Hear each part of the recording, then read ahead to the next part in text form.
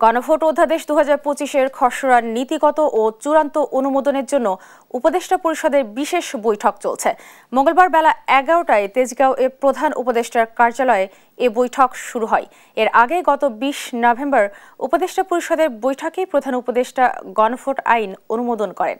এর আগে গেল বৃহস্পতিবার রাজধানীর ফরেন সার্ভিস একাডেমিতে আয়োজিত সংবাদ সম্মেলনে এসব নিয়ে কথা বলেন আইন উপদেষ্টা আসিফ নজরুল। দর্শক, উপদেষ্টা পরিষদের বৈঠকের বিষয়ে জানাতে প্রধান উপদেষ্টার কার্যালয় থেকে সরাসরি যোগ দিচ্ছেন সহকর্মী মুক্তা মাহমুদ। মুক্তা, উপদেষ্টা পরিষদের বৈঠকের আলোচ্য বিষয়ে কি কি জানতে পেরেছেন জানাবেন আমাদের।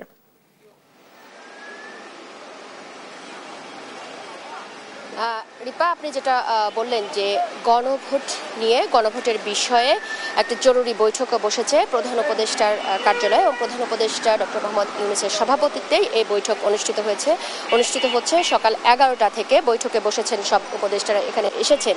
আমরা যেটা জেনেছি গণভোট নিয়ে এটা অধ্যাদেশ হবে কি না, এবং যেটা আমরা আগেও জেনেছি যে গণভোট হচ্ছে জাতীয় নির্বাচনের দিনই নির্ধারণ করা হয়েছে গণভোট হবে, তবে সেই গণভোট প্রক্রিয়া কিভাবে হবে এবং গণভোটের পদ্ধতিটা কি হবে এবং সেই বিষয় নিয়ে আসলে বিস্তারিত একটি অধ্যাদেশ জারি করবার জন্য একটি বৈঠকে বসা হয়েছে।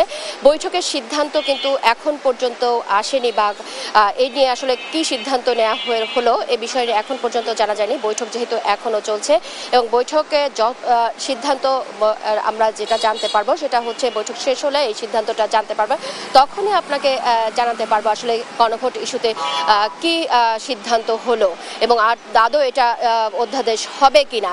কারণ রিপা, আপনি জানেন যে এর আগেই কিন্তু গণভোটের যে বিষয়টি গতকালও কিন্তু এ নিয়ে কথা বলেছেন যে গণভোটের যে বাজেট এবং গণভোট যদি জাতীয় নির্বাচনের দিনই হয় সেটা আসলে কিভাবে হবে এ নিয়ে কিন্তু নানা জনের নানা মত কিন্তু রয়েছে, এবং এটা অধ্যাদেশ না হলে এটা আসলে কিভাবে পাশ হবে এই সবগুলো নিয়েই কিন্তু আজকে যে জরুরি বৈঠক সেই বৈঠকটা বসেছে। এবং বৈঠকের সিদ্ধান্ত যেটা বললাম যে এই বৈঠক শেষ না হওয়া পর্যন্ত আসলে আমরা সিদ্ধান্তগুলো জানাতে পারবো না। রিপা, এই ছিল এখানকার সবশেষ অবস্থা।